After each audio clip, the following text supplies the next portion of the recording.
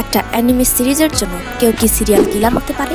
আর এই অ্যানিমে সিরিজটা এমনভাবে তৈরি করা হয়েছে আমরা একজন কিলারকেও সাপোর্ট করতে বাধ্য।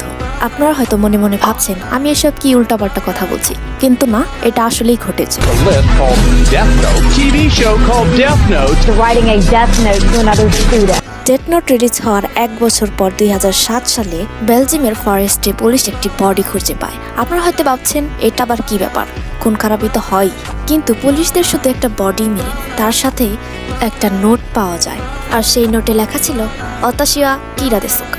তো আপনি বুঝতেই পারছেন সেই কিলারটা কাকে কপি করেছে।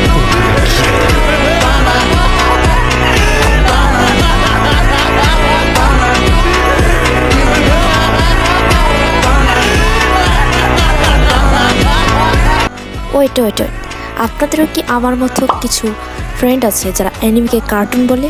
তো তাদের এই ভিডিওটা শেয়ার করে দিন। আজকের জন্য এতটুকুই। ভিডিওটি যদি ভালো লাগে অবশ্যই সাবস্ক্রাইব করবেন। Thank you.